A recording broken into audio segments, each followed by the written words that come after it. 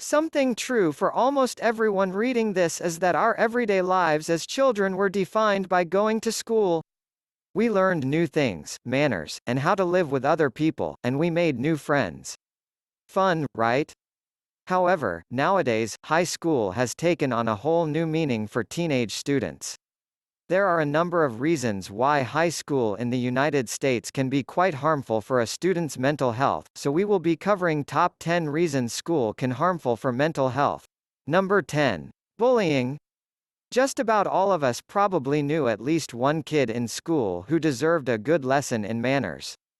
Well, the American Society for the Positive Care of Children has found that 28% of all children aged 12 to 18 have suffered from bullying. Bullying is a great nuisance for students, for it turns the school from a healthy learning environment to a scary no man's land. If a student cannot evolve in a threat-free school, how can he learn? To make matters worse, with the rise of cyberbullying, the threat is greater than ever. If a victim is physically bullied, he may fear for his immediate safety. Plus, alerting a teacher or adult can be scary, especially if the bully threatens to be even more cruel if an adult is involved. A young student can easily be intimidated by the class bully. And if the bully turns the school into a place associated with being beaten or getting their money or food stolen, why would a child want to go, let alone go there to learn and work? Number 9. Fatigue. If you walk through a high school's hall, you'll probably see a bunch of drowsy students with endless bags under their eyes. This can be explained by students' answers to an online survey conducted by researchers. When asked how they felt in school, 39% of the students simply answered that they were tired. Indeed, following classes all day is hard enough without having to wake up at 6 a.m. to catch a 6:30 bus. Add to that extracurricular activities, stress, homework, and deadlines, and you can end up tired pretty quickly. Fatigue in students can lead to decreased performance in tests and sleeping in class, which means falling behind in the class, and it becomes a vicious circle of having to catch up at home and missing even more sleep. A healthy amount of sleep for a teenager in high school is actually 9.5 hours, but on average, they only get 7.5. Not getting enough sleep can make a teen irritable, tired, and depressed, which leads to a downfall in grades. Number 8. Panic attacks. Agoraphobia can be a major cause of panic attacks, and if we take a look at schools, they are packed with seemingly endless masses of students scurrying from one class to another. Panic attacks can come from drug use or other factors, too, and 2 to 3% of teenagers will have a panic attack during a given year. Panic attacks can be extremely frightening, and obviously, a student who regularly experiences them cannot study efficiently. Students suffering from panic disorder are often distracted in class or carried away by their thoughts, which is why they can easily be overwhelmed if overloaded with information. Panic attacks can also be spurred by the fear of an upcoming event or overthinking something, such as a test, the consequences of a bad grade, and so on. Number 7. Psychiatric disorders. High school has undeniable effects on teenagers' mental health, and the factors are almost unending: stress, anxiety, fear, bullying, etc. It's no wonder that more than 6% of teenagers are taking prescription psychiatric drugs. These can be for anything from depression to ADHD, which can cause a student to easily get distracted and lose track of what is happening in class, making it dreadfully easy to fall behind on their notes, making it harder to prepare for tests or assignments, further digging a hole in their grades. A student with ADHD will find it more difficult to succeed in standardized testing, for example, but also to do basic assignments and homework since they may have difficulty listening and paying attention in class. This leads to them having a lower view of their intelligence compared to other students when, in reality, it is not related to their mental capacity. Often, the problem is not related to their intelligence but rather to a lack of motivation to keep up and pay more careful attention. Instead, they decide to give up because of the difficulty they encounter while trying to concentrate. Number 6. Standardized testing.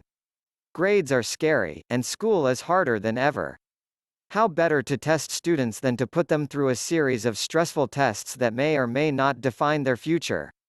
Well, let's have a look at how many students aged 13 to 18 report having test anxiety, 25%. One student out of four will freeze, sweat, or feel nausea when they find themselves in front of their blank test. It only gets worse after that because of the importance American high schools give to grades and results. If a student fails their final exams, it can have consequences for their higher education and eventually their career. When such an emphasis is put on a test, so easy to fail if we get the answers wrong, it's only normal to be stressed out. Standardized testing is a major academic fail for many reasons, one of which is the fact that not every brain functions the same way. Just because one student has better memory than another, it does not define his intelligence. Number 5. Anxiety. Students can be exposed to a great deal of worrisome situations in high school, such as deadlines, social relationships, fear of failure, and so on. The overwhelming amount of things students have to think of, remember, and hand in is simply scary. And it is not getting any better. Anxiety is on the rise among teenagers. Stress makes it very difficult to work, deal with school, and have healthy social relationships, which we often forget is critical to a child's development. In many ways, the challenges that face students in high school only make matters worse, with social relations at school being more and more difficult and many subjects requiring oral presentations. A student with anxiety will often be very distressed by the idea of presenting his work in front of the whole class. And, let's be honest, even for those who do not already suffer from anxiety, speaking in front of a crowd is not always easy. Number 4. Depression. Being a teenager is hard enough without having to face difficult times at school. It can lead to a student feeling sadder and sadder for weeks or even months. Many students can feel crushed by the workload and pressure and resort to giving up, feeling the emptiness consume them. They detach themselves more and more from school, the teachers, everything, impairing their mental health and, of course, their grades. The exhaustion often felt by teenagers at school only makes matters worse. As many as one teenager out of 5 experiences depression before entering adulthood. In extreme cases, depression may lead to self-harm or even suicide. Financial problems can also be a cause for some cases. However, it is difficult to get an idea of exactly how many people suffer from depression, because many depressed students don't actually seek out help or even talk about it to anyone. Depression is a recognized mental disorder, is more common than we think, and is not limited to students. If you feel depressed, talk to a specialist. Don't stay alone. Number 3. Homework. Homework, a mandatory exercise demanded by many teachers in high school. It is not a fun activity. More often than not, it mostly consists of exercises to train the student for upcoming tests. A survey led by the University of Phoenix reveals that high school students have to deal with an average 17.5 hours of homework per week. This amount of homework may often result in late nights, stress, and fatigue, not to mention the pressure to do well, hand the assignment in on time, etc. And if students fail to hand in homework, they will get a bad grade, so they can't allow themselves to just leave it. Many believe homework is bad for children, simply because they need time to get some rest for their developing minds. A student who has spent the whole day at school should not go straight back to work when they get home. It's unhealthy and very tiring for a young mind. Plus, overloading children with homework is only counterproductive because they will be working all evening and tire themselves out, leaving them fatigued the next day at school. Number 2. Stress. Stress in high school is very frequent. It has many occasions to manifest, and the overall pressure of do well in school, get a good job, can be very crushing for students. And then there's the amount of important life choices that arise during high school, such as finding a college and what a student wants to do afterward. It goes on forever and can be pretty stressful. Then come the deadlines, homework, social anxiety, grades, and more. A research study from NYU found that 49% of high schoolers felt a great deal of stress on a daily basis. Stress can make it very hard for a student to think straight, perform well in tests, or even function.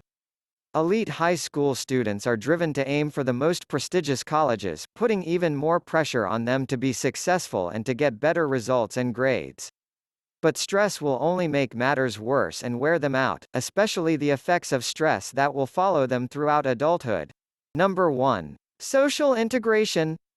An important factor for any worker in any working space, not only students, is the feeling of belonging. Feeling out of place somewhere is very bad for a person's well-being, and students need to feel like they are a part of the school to be happy and safe. Otherwise, it can impair their work, mental health, or both. So imagine if, on average, more than half of high school students did not feel engaged at their school. That would be catastrophic, right? Well, a Gallup poll says that only 44% of high school students felt engaged with their school.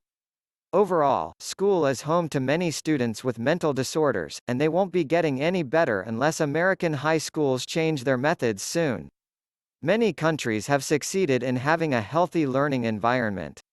Take, for example, Finland, which has abolished standardized testing for their students apart from one exam at the end of senior year and which has gotten amazing results ever since. With that being said, here we come to the end of our video. I hope you like this video. If so, then don't forget to subscribe to the channel, so you never miss any video. See you in the next video. Till then, take care. Thanks for watching.